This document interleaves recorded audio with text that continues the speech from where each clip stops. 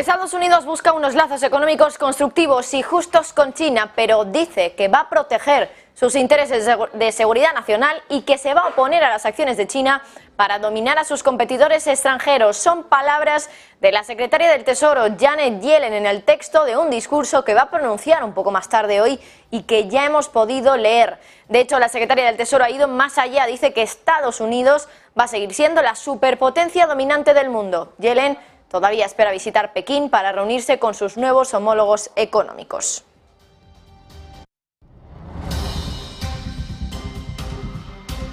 Y hoy hablamos también de Gazprom. Presume de reservas frente a Occidente. La gasista estatal rusa asegura que cuenta con reservas de gas para 100 años. Lo ha dicho el presidente de la junta directiva del holding, Viktor Zubkov, en el foro de motores de gas de toda Rusia. Ha recordado que a finales del año pasado las reservas recuperables de Gazprom ascendían a 35 billones de metros cúbicos de gas. Y hoy tenemos actas del Banco Central Europeo, un banco central que ayer ya abrió la puerta a cambiar el objetivo de inflación establecido en el 2% a medio plazo. Y bueno, pues esas actas del Banco Central Europeo, pues hemos visto ahí una amplia mayoría de miembros del organismo monetario que aceptó la propuesta de Philip Lane de subir los tipos de interés en 50 puntos básicos. Sin embargo, algunos de ellos habrían preferido que los tipos no se subieran hasta que se resolvieran las preocupaciones del mercado financiero por la crisis bancaria en Estados Unidos. Un contexto que ha derivado, ya lo saben, en una mayor presión sobre la inflación subyacente de la zona euro al elevar la incertidumbre económica. Además, hay acuerdo en el BCE sobre que el crédito bancario se ha encarecido. Creen que a la política monetaria todavía le queda trabajo por hacer para reducir la inflación.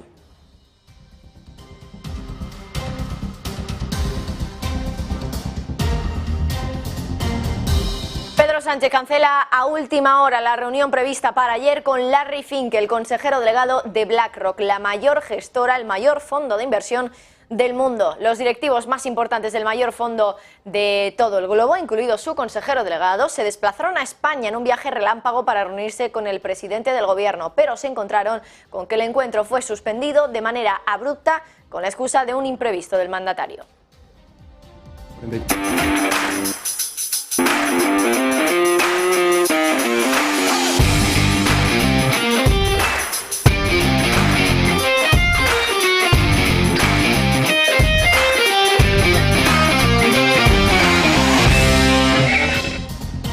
Muy buenas tardes, pues es una de las noticias de la jornada. Estados Unidos buscando, dice Janet Yellen, unos lazos económicos constructivos y justos con China, pero a su vez la secretaria del Tesoro dice que quiere proteger sus intereses de seguridad nacional antes que los intereses económicos con China y que por eso se va a oponer a las acciones que tiene el gigante asiático para dominar a sus competidores extranjeros. Palabras, insistimos, de la secretaria del Tesoro en el texto de un discurso que va a pronunciar un poquito más tarde y que ya hemos podido leer. De hecho, la secretaria del Tesoro ha ido más allá y dice que Estados Unidos va a seguir siendo la superpotencia dominante del mundo. Yellen espera visitar Pekín para reunirse con sus nuevos homólogos económicos, pero dice que Estados Unidos sigue siendo la mayor y la más dinámica economía del mundo, líder en ámbitos que van desde la riqueza hasta la innovación tecnológica. Yellen dice que las prioridades económicas de la administración Biden en relación con China son garantizar los intereses de seguridad nacional de Estados Unidos, fomentar una competencia sana y cooperar en la medida de lo posible en cuestiones globales como el cambio climático, el alivio de la deuda y la estabilidad macroeconómica. Pero Washington se preocupa por el creciente apoyo de China a las empresas estatales y a las empresas privadas nacionales para dominar a los competidores extranjeros y también por sus agresivos esfuerzos para adquirir nuevos conocimientos técnicos mediante incluso, dice Yellen, el robo de propiedad intelectual y otros medios ilícitos. Y por cierto, Stoltenberg, secretario general de la OTAN, ha visitado hoy Kiev por primera vez desde que comenzó la guerra. Según Reuters, al llegar, Stoltenberg ha presentado sus respetos a los soldados ucranianos que fallecieron en la guerra y ha revisado también el equipo militar ruso dañado que se exhibe en una plaza central en Kiev. La visita de Stoltenberg se produce cuando los representantes de Ucrania y sus aliados se preparan para reunirse mañana en Ramstein, en Alemania. en la que va a ser la última reunión del Grupo de Contacto de Defensa de Ucrania para coordinar la asistencia de seguridad para el país. Se espera que Ucrania abogue por más misiles de tierra y aire en la reunión, ya que cree que sus propias existencias se están agotando. Y por cierto, declaraciones de última hora de Stoltenberg. Hace apenas unos minutos ha terminado esa comparecencia del secretario general de la OTAN, acompañado de Zelensky, del presidente ucraniano, y entre otras cosas, lo que ha dicho, por ejemplo, en este caso, el secretario general de la OTAN. Dice que el futuro de Ucrania está en la Alianza Atlántica, y además también ha dicho que en la reunión de mañana, en la reunión de Ramstein, se va a decidir qué otras armas, qué otro apoyo militar se va a mandar a Ucrania. Así que mucho ojo, porque mañana tiene pinta de que vamos a tener un anuncio en la reunión, después de la reunión en Ramstein, en Alemania, de ese grupo de coordinación de defensa de Ucrania. Bueno, pues Stoltenberg hoy en el punto de mira, pero también, por ejemplo, Dmitry Peskov, el portavoz del gobierno ruso, que acaba de reiterar esta mañana que el gran objetivo de Moscú sigue siendo evitar que Ucrania se una a la OTAN, lo que haya dicho Stoltenberg que va a ocurrir finalmente en algún momento. Dice también Peskov que precisamente es el objetivo por lo que el ejército ruso sigue luchando en suelo ucraniano para que, en este caso Ucrania, no entre en la OTAN. Bueno, Eva Villanueva, cuéntanos qué es lo que ha dicho Peskov. Muy buenas. El portavoz del gobierno ruso, Dmitry Peskov, acaba de reiterar que el gran objetivo de Moscú sigue siendo evitar que Ucrania se una a la OTAN y que precisamente es el objetivo por el que el ejército ruso sigue desplegado en ese suelo ucraniano y luchando. Sobre las negociaciones del Tratado de No Proliferación Nuclear, START, Peskov ha subrayado que desde el punto de vista de Moscú, los arsenales nucleares, tanto de Francia como de Gran Bretaña, se puede decir que están de facto bajo el control de Estados Unidos. Por lo tanto, advierte que si hablan con Washington, con Estados Unidos, entonces deberían hablar sin tener en cuenta esos arsenales, aunque reconoce que eso es un enfoque conceptual. En cuanto a las dudas que algunas personalidades ucranianas han lanzado sobre la visita de Putin a Gerson esta semana y que subrayan que no era el presidente ruso, sino que era un doble, Peskov ha subrayado que son declaraciones muy extrañas. Y mientras tanto, los aliados creen que Macron, el presidente francés, se está equivocando y su deseo de destacar en el plano internacional por el conflicto en Ucrania creen que va a acabar amenazando directamente a Europa. Algunos de los aliados de Francia creen que los esfuerzos de Macron para obtener la ayuda de China para facilitar las posibles conversaciones entre Rusia y Ucrania son prematuros y temen que puedan acabar socavando la unidad europea. El presidente Macron tiene una estrategia: encontrar un marco para las conversaciones entre Moscú y Kiev tan pronto como este verano, si todo sale bien. Pero algunos aliados creen que puede enturbiar el agua con respecto a la demanda de Ucrania de que Rusia renuncie a todo el territorio ucraniano. Desde Estonia, el presidente del Comité de Asuntos Exteriores del Parlamento ha dicho, por ejemplo, que Macron está lidiando exactamente con lo que un líder occidental no debería estar lidiando. Además, el político cuestiona que se pueda confiar en China como un mediador honesto en la situación actual, que Francia, que en este caso Macron, pueda confiar en China.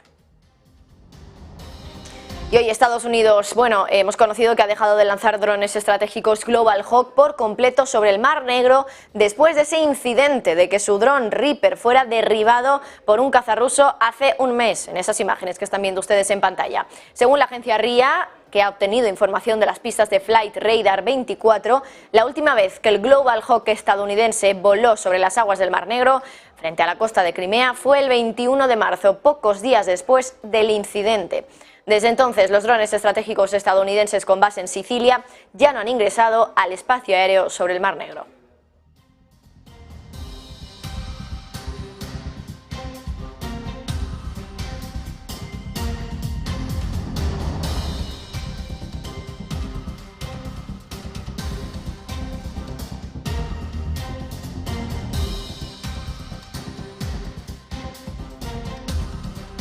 Estados Unidos quiere cuadruplicar sus ojos en los cielos. Nos referimos a que quiere multiplicar por 4 el número de satélites que va a comprar para 2033. Satélites como los que se usan ahora, por ejemplo, para monitorizar la invasión de Rusia sobre Ucrania.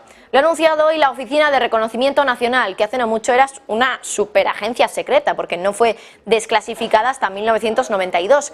Ha dicho que estos satélites recogerán y transmitirán 10 veces más señales e imágenes que las que están recogiendo ahora. Y claro, ahora ya saben, hay competición entre las empresas del sector que quieren conseguir esos jugosos contratos que firma el Pentágono. Entre esas empresas que se pelean están SpaceX de Elon Musk y United Launch Alliance, que es una joint venture entre Lockheed Martin, Boeing y Blue Origin, la empresa de Jeff Bezos. La agencia del gobierno de Estados Unidos ha dicho que el país va a pasar de tener solo unas docenas de sistemas en órbitas este año a tener cientos de ellos para dentro de unos años.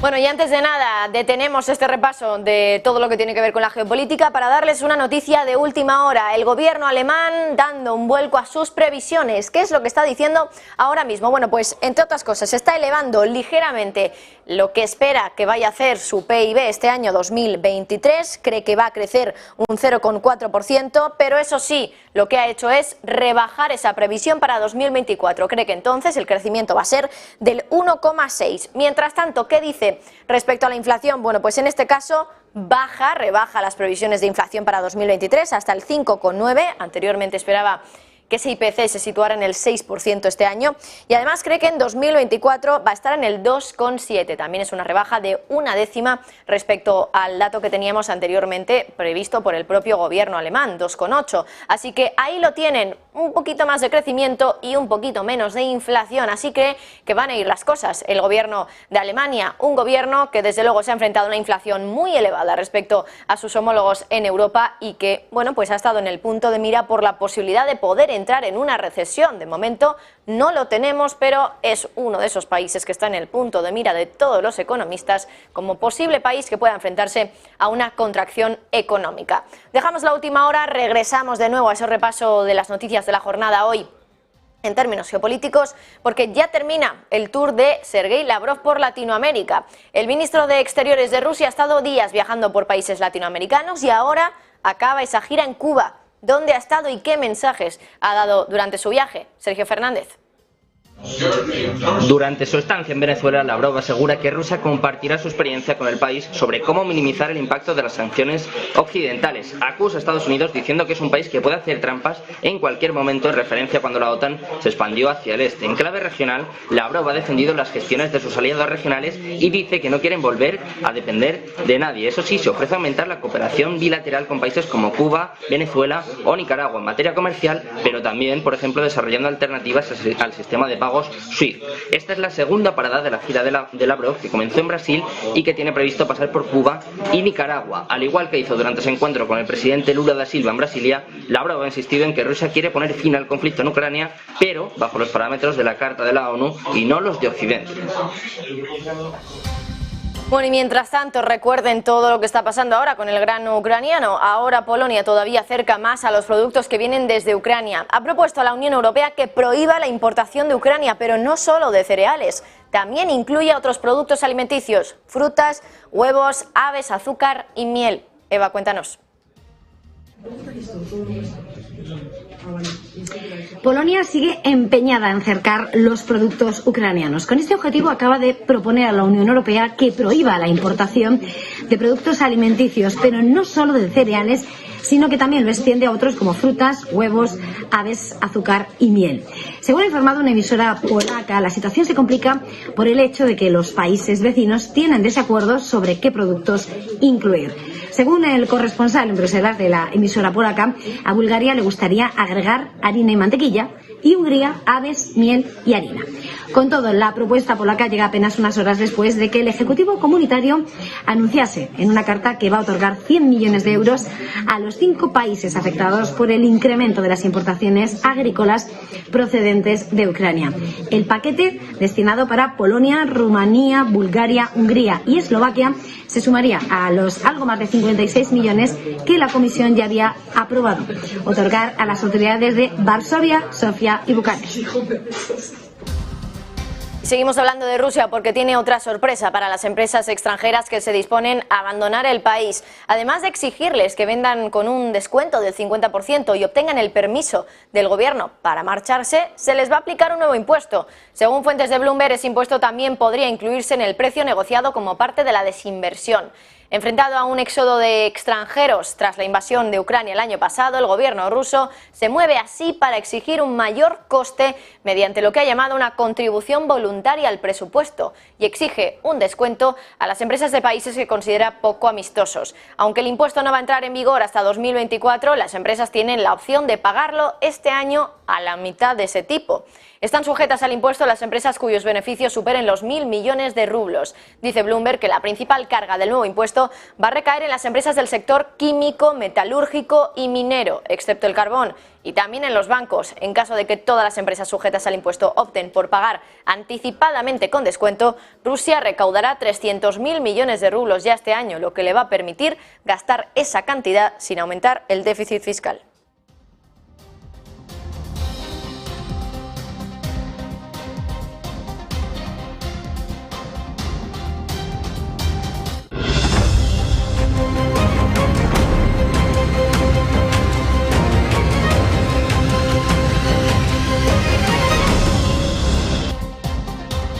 El consumo de gas en Europa cae casi un 18% en los 8 meses hasta marzo. Así, Europa ha conseguido superar su objetivo de ahorro del 15% y se alivian los temores de escasez de energía causada por los recortes masivos de las importaciones rusas. La gran caída en el uso del gas por parte de los hogares y empresas europeos se ha visto favorecida por un invierno más templado. En comparación con la media de los 5 años anteriores, el consumo de gas en la Unión Europea ha caído un 17,7% entre agosto y marzo, según las cifras publicadas el miércoles por Eurostat.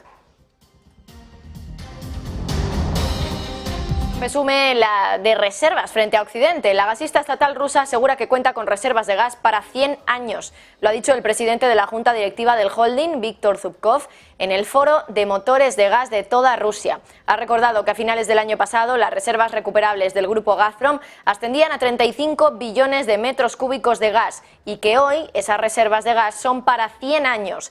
Eso sí, no es la primera vez que lo dicen. Ya en agosto del año pasado, el consejero delegado de la empresa dijo que los clientes domésticos tenían buenas razones para ser optimistas sobre el futuro del gas del país, puesto que tenían reservas para los próximos 100 años. Insistió en ese momento en que sabían que sus plantas en desarrollo suministrarían gas al país para el año 2120.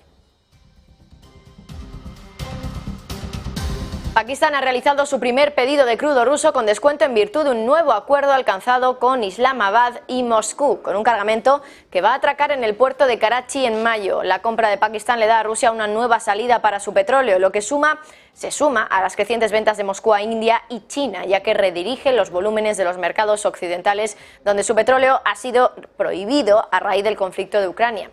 El crudo con descuento ofrece un respiro muy necesario a Pakistán, con problemas de liquidez frente a una crisis de balanza de pagos y reservas de divisas críticamente bajas. El acuerdo va a hacer que Pakistán compre solo petróleo crudo, no combustibles refinados, y se espera que las importaciones alcancen los 100.000 barriles diarios si la primera transacción se lleva a cabo sin problemas.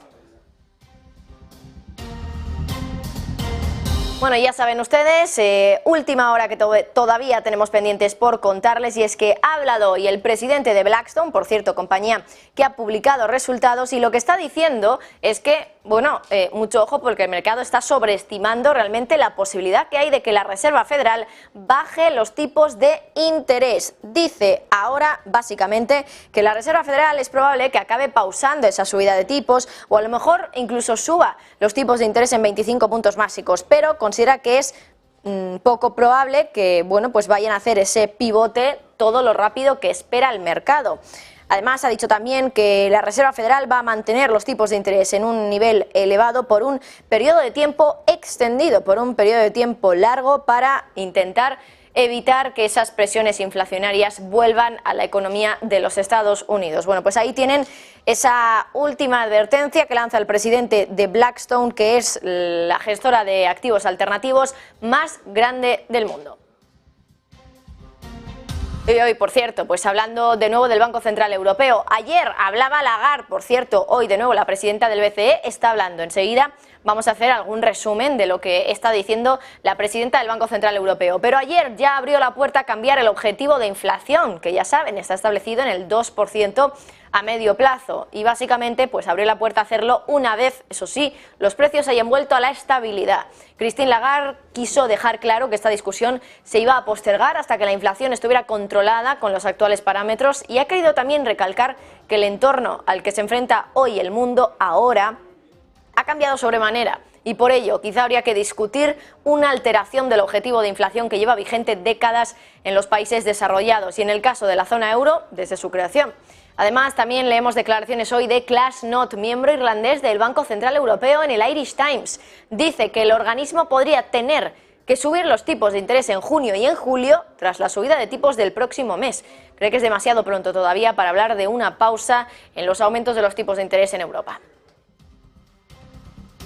Y anoche conocíamos el libro beige de la Fed. El documento advertía de que en las últimas semanas la economía de Estados Unidos se había paralizado con una inflación y una contratación que se había ralentizado, al que se le suma también una restricción del crédito. Los resultados del libro beige han hecho que aumenten las preocupaciones de que la economía está entrando en recesión y probablemente refuerce las posibilidades de que los miembros de la Fed detengan su racha de subidas de tipos tras la subida esperada en el mes de mayo.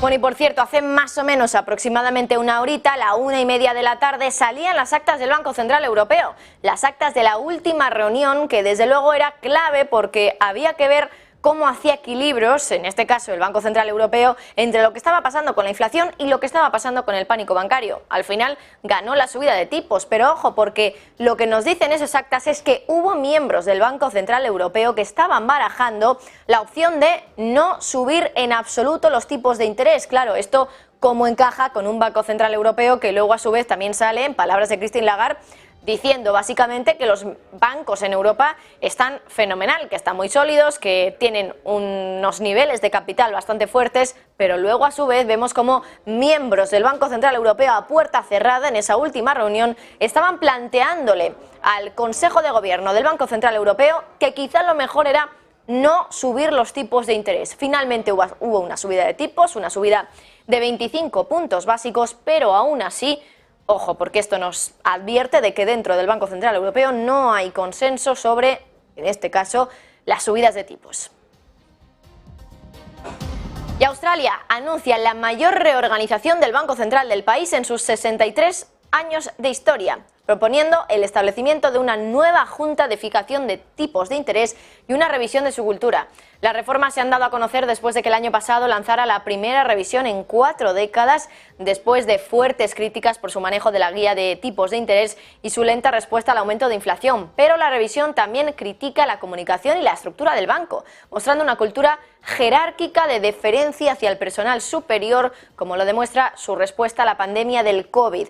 Por ello, el Banco de Australia va a establecer una junta separada con poderes de fijación de tarifas para romper la cultura de deferencia que dicen que existe en el banco.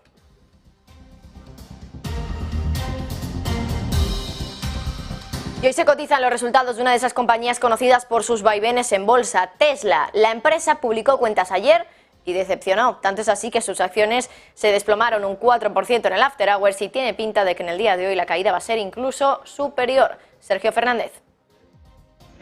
Tesla ingresa 23.300. Bueno, pues parece que tenemos algún problemilla con esa pieza de nuestro compañero Sergio. Vamos a ver si podemos solucionarlo para traerles pues bien toda esa información sobre las cifras de Tesla. Mientras tanto, hablamos de otra compañía, Bed Bath & Beyond. Está preparando una declaración de quiebra para este fin de semana, porque la caída del precio de sus acciones hace casi imposible recaudar suficiente capital para evitar el impago con una ampliación de capital.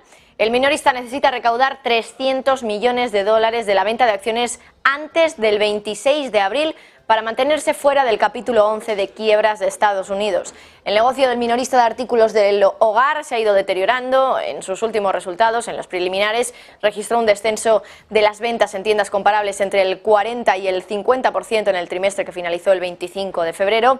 Y la compañía podría conseguir más tiempo para obtener capital de los inversores, pero necesitaría la autorización de los accionistas para emitir más capital en una votación que está prevista para el 9 de mayo.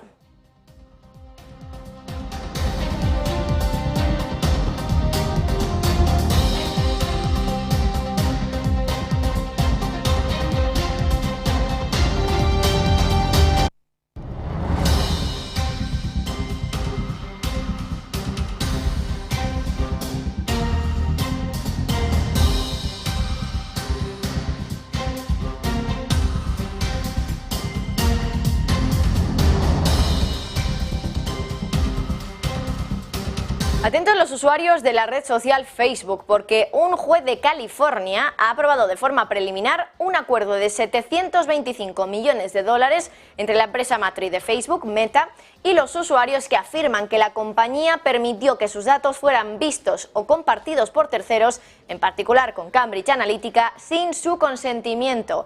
Ahora pueden comenzar a presentar reclamaciones para obtener potencialmente un pago de efectivo. El acuerdo de 725 millones se aplica a cualquiera que haya sido usuario en Facebook en Estados Unidos entre el 24 de mayo de 2007 y el 22 de diciembre de 2022. El formulario de reclamación debe presentarse, eso sí, antes del 25 de agosto.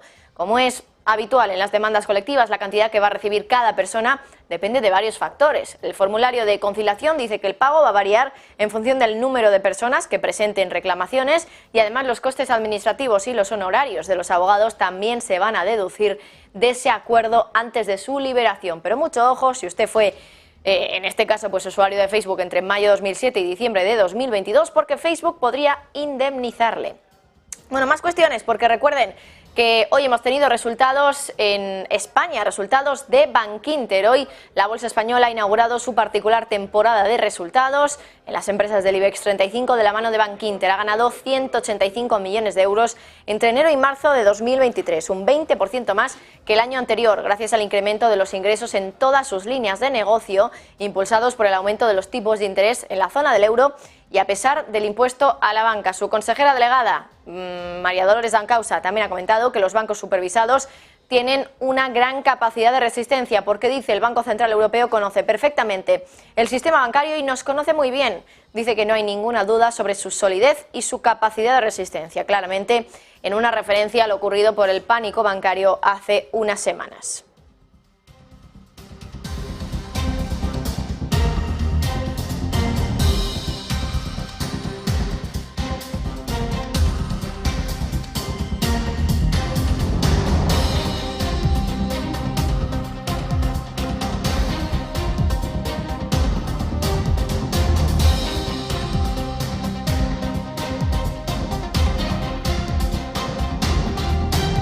Malas noticias para los ricos. Por segundo año consecutivo, la lista mundial de millonarios, de multimillonarios de Forbes se reduce. Hay 2.640 personas en la clasificación mundial de este año, 28 menos que en 2022, y su riqueza combinada se ha reducido en 500.000 millones de dólares, a 12,2 billones. Hay que recordar que la situación con los multimillonarios rusos es diferente, quizá sea distinto de hecho a lo que piensan. Ahora hay 110 ricos rusos, 22 más que el año pasado. Andrei Melnichenko se ha convertido por primera vez en el multimillonario ruso más rico. Es el dueño de Eurochem, el principal productor mundial de fertilizantes minerales y el más grande de Rusia. También tiene el 92,2% de las acciones de Siberian Coal Energy Company, que es una de las principales productoras de carbón a nivel mundial y la más grande de Rusia. Andrei Melnichenko es el beneficiario del 92,2% de las acciones de la compañía.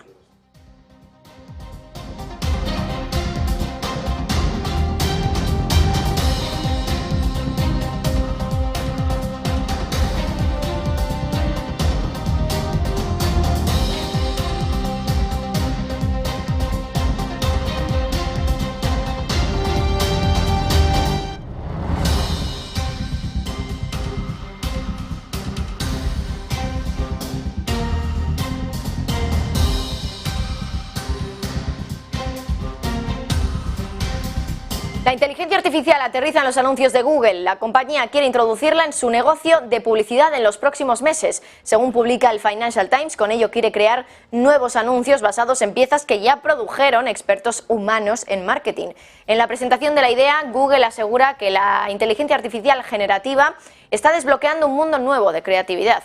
La verdad es que Google ya usa la inteligencia artificial en su negocio publicitario, pero lo hace para crear indicaciones simples que invitan a los usuarios a comprar productos determinados. Sin embargo, en esta presentación Google dice que lo que pretende es que la inteligencia artificial generativa sea capaz de crear campañas de marketing sofisticadas. Dice que los anunciantes proporcionarán el contenido creativo como vídeos y textos y la inteligencia artificial se mezclará de la mejor manera para crear esos anuncios en función de a qué audiencia se dirija.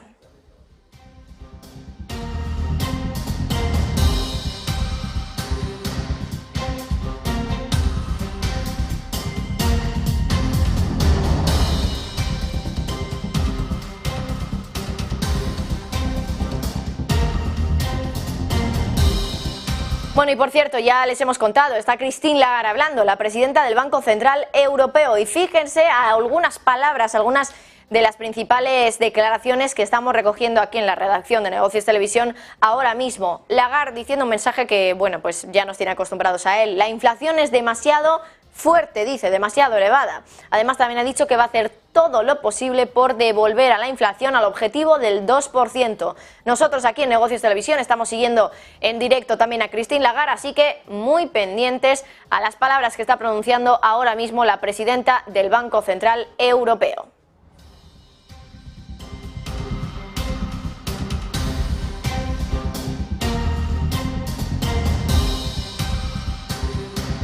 Bueno, y ya tenemos otro dato que sale cada jueves a las 2:30 de la tarde. Nuevas peticiones de subsidio por desempleo en Estados Unidos. Llevamos 3 semanas consecutivas con subidas en estas nuevas peticiones de subsidio por desempleo y de nuevo otra semana más con repunte en esta partida.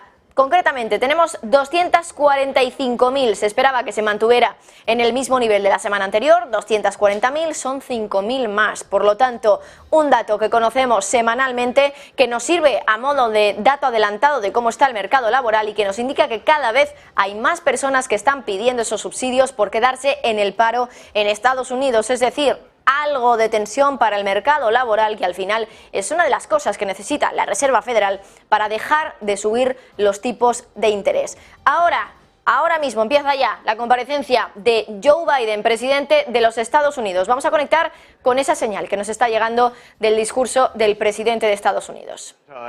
New science made clearer than ever the catastrophic risk to nations and to nature of exceeding even 1.5 degrees of warming. When President Biden first reconvened the Major Economies Forum, we resolved together, all of us, to do everything in our power to keep that 1.5 degree limit within reach. We are now on a better course, though we are not yet where we need to be. The International Energy Agency advises us that if all the targets and commitments established to date at the various COPs are fully achieved, we could limit warming to 1.7 degrees. That is progress, the possibility. Yet our actions do not yet match our stated ambition. The policies presently in place still leave us on a path to 2.5 degrees of warming. So we must strengthen both our action and our ambition. And the latest findings of the Intergovernmental Panel on Climate Change just last month made crystal clear that time is running short. The stark message from the IPCC cannot be overstated. First, the planet is warming at an unprecedented rate. Second, this warming is already impacting us in unprecedented ways. And third, the window for decisive action is very rapidly narrowing. The decisions we make now, the actions we take during this critical decade, will determine whether we stay within 1.5 degrees or venture dangerously beyond. Your presence here today reaffirms your commitment to build on that progress that we've made to date and to accelerate our efforts in the time remaining. It's my privilege to welcome all of you. It's also my privilege to work for a president who had passion for this issue as a parent and grandparent, and conviction and certitude about this challenge as a senator, as a vice president, and now as president. He has organized his entire government with a charge to treat the climate crisis as the existential challenge that it is. It's my honor to introduce President Joe Biden. Thank you, John. Thank you so much for all of you being here. Good to see you all up on that screen. Today, we have to do more than recognize the climate challenges we face.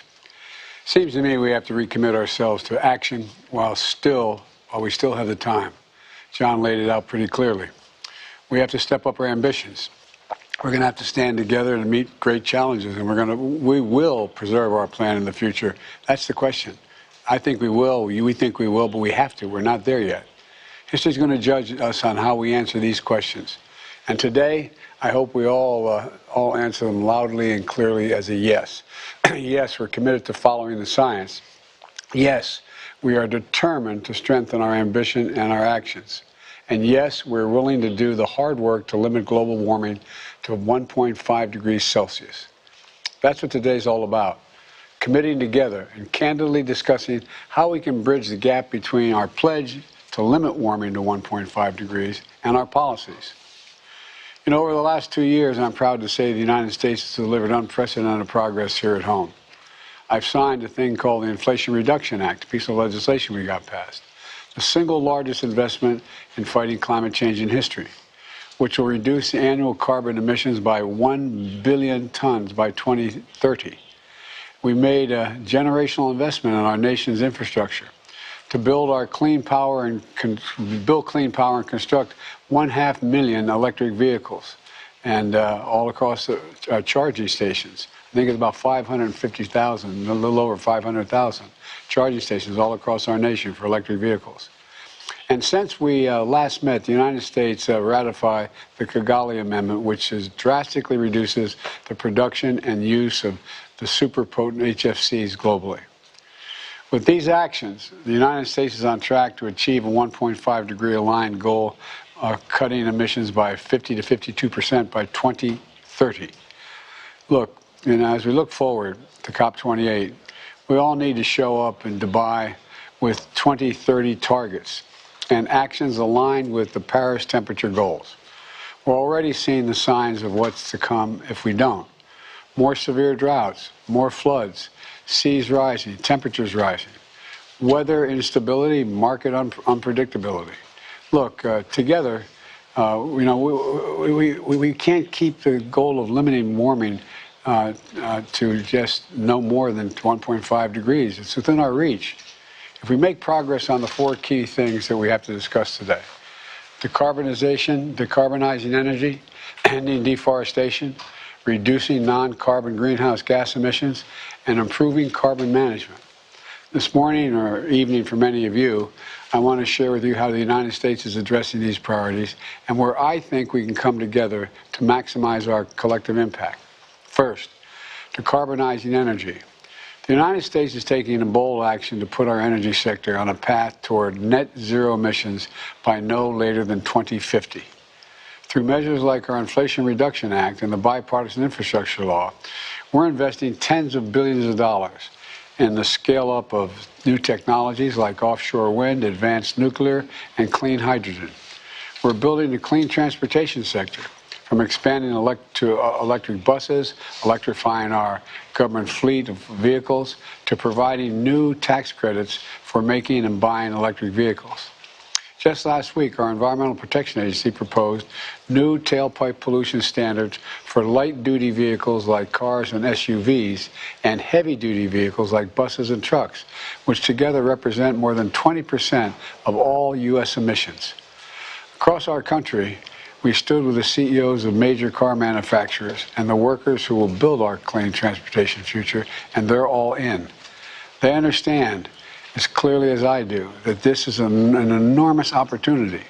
And we have to, as we gear up for COP28, I encourage all of you to join us in our collective goal to to ensure that at least 50% of new passenger cars and 30% of trucks will be zero emissions by 2030. Second, ending deforestation. Forests are the key to our future. In the United States alone, our forests absorb more than 10% of our annual greenhouse gas emissions. And as we all know, if we lose this natural resource, we can't easily get it back. In my own country, I've flown over more land that has been burned to the ground because of forest fires of late.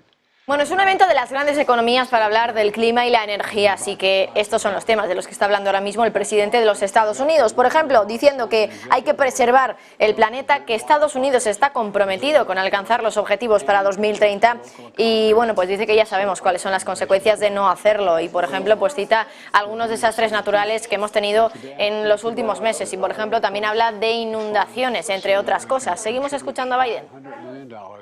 To the Amazon Fund and other climate-related activities over the next 5 years to support Brazil's renewed effort to end deforestation by 2030. The Development Finance Corporation is working with others to mobilize an additional $1 billion to conserve the Amazon and other critical ecosystems in Latin America.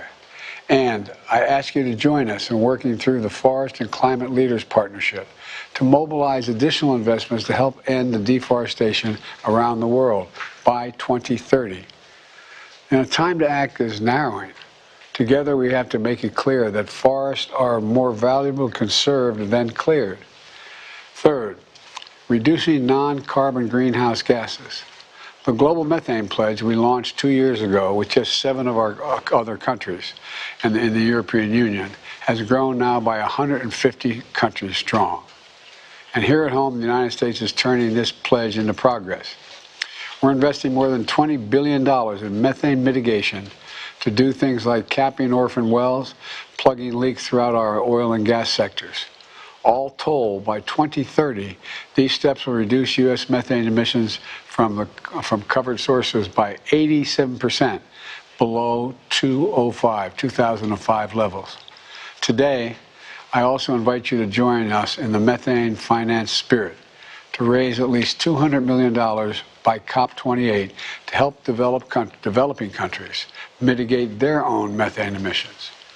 And I want to take a moment to encourage all the countries here to ratify and implement the Kigali Amendment as well, which would help us avoid a half a degree of warming by 2100, a small number with huge implications. Fourth, improving carbon management. We have to address the carbon that can't be avoided or that's already in our atmosphere. My administration is investing in the design and development of technologies like direct air capture. Our investments will not only help reduce carbon in the atmosphere, they'll help lower the price of climate technologies for countries around the world as well by as much as 50% in some cases. But this is a collective challenge that we're going to require collective effort. So today I invite all of you to join us in a new carbon management challenge with the goal of developing strong pipelines and critical projects by 2030. And look, the other thing is we're going to bring our plans to COP28, and I hope you will as well. Finally, I just want to say a few words about the urgent need to scale up climate finance. All of you know as well as I do, the impacts of climate change will be felt the most. Bueno, pues está hablando Joe Biden del impacto que tiene el cambio climático y también de que las principales naciones del mundo, económicamente hablando, son también además las que más emisiones de carbono emiten al mundo, a la atmósfera. También dice que esto es un desafío colectivo básicamente y que invita a los líderes que están ahí presentes en ese foro de las mayores economías del mundo para hablar de energía y clima que bueno, pues se unan a Estados Unidos para desarrollar, dice, fuertes tuberías para el año 2030. Antes de nada, a las 2:30 también ha salido otro dato que es clave hoy para la jornada en Wall Street, el índice manufacturero de la Fed de Filadelfia para el mes de abril. Y se ha dado todo un batacazo que está haciendo que, por ejemplo, el índice dólar se desplome y que también caigan con fuerza los bonos en Estados Unidos. José de la Morena, muy buenas tardes. Cuéntanos qué es lo que está pasando y qué dice el dato. Muy buenas tardes. Efectivamente, hay dos datos que no están gustando al mercado. Por un lado, se está golpeando directamente al mercado laboral, es lo que quería la Reserva Federal, y las peticiones de inicio por desempleo pues ya están a su nivel más alto en los últimos 17 años. Esto es con unas peticiones que se van a los 245.000 en este último dato. Muy por encima de las previsiones y también por encima del dato previo. ¿Esto qué quiere decir? Que la Reserva Federal por fin está golpeando al mercado laboral. El problema, que no está golpeando solo en las expectativas futuras, sino que está golpeando directamente en la línea de flotación del empleo, que es el sector manufacturero de Estados Unidos. Eso se ve mirando a un índice que se suele coger de referencia para el resto del marco manufacturero en Estados Unidos, que es el índice de Filadelfia. Menos 31,3, la caída es espectacular. El previo era de menos 23. Las previsiones era una caída del menos 19, es decir, que fuera subiendo un poco, que en términos manufactureros, sobre todo las medidas que está llevando a cabo el gobierno de Joe Biden, a través del IRA, del Inflation Reduction Act y de la creación de nuevas fábricas, permitiese una expectativa laboral más alta. ¿Qué es lo que ocurre con esas peticiones de desempleo unidas a un índice de manufacturas como este? Pues que lo que estamos viendo es caídas en prácticamente todos los indicadores de nuevos pedidos o envíos, que están en sus lecturas más bajas ya desde mayo de 2020, es decir, de los 10 últimos años, ahora mismo el índice manufacturero de Filadelfia lo que está mostrando es que Estados Unidos tiene el sector manufacturero más débil desde la pandemia. Solo en la pandemia estuvo tan bajo, y era un momento en el que la producción bajó muchísimo, que bajó el consumo y que por lo tanto repercutió de forma directa evidentemente en las manufacturas no solo de Estados Unidos sino a nivel global.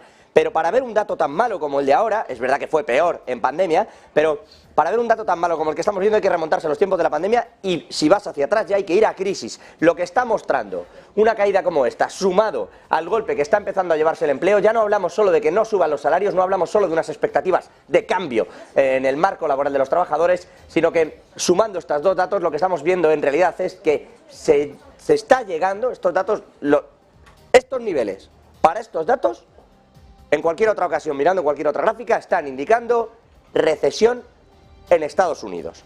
Ese es el nivel del golpe que se está llevando con un índice manufacturero de Filadelfia, insisto, por debajo, en menos 31 puntos, está muy por debajo del cero que marcaría una expansión y, por supuesto, mientras además se está destruyendo empleo, la reacción lógica ahora mismo es esa que estamos viendo, los bonos, el bono americano, pegándose esa pequeña castaña en el corto, porque ya se está, y el dólar sufriendo como está sufriendo ahora, porque ya se está empezando a descontar con este tipo de datos, muchos empiezan a descontar ya una recesión en Estados Unidos. Tenemos también en el día de hoy, muchísimas gracias José de la Morena, cómo se cotiza esto en Wall Street. Por cierto, ya lo saben, como siempre, a las 3:30 de la tarde, un poco antes, enseguida ya comienza ese lanzamiento del cohete Starship de SpaceX, un cohete que, bueno, pues muchos consideran que puede ser el más poderoso de la Tierra. Se espera que sea, pues justo ahora, a las 3:15 de la tarde, así que vamos a estar pendientes, pero por un momento nos vamos a hacer una pausa publicitaria, volvemos enseguida, además con el análisis y pendientes también de ese lanzamiento. Les dejo también con Sergio Fernández.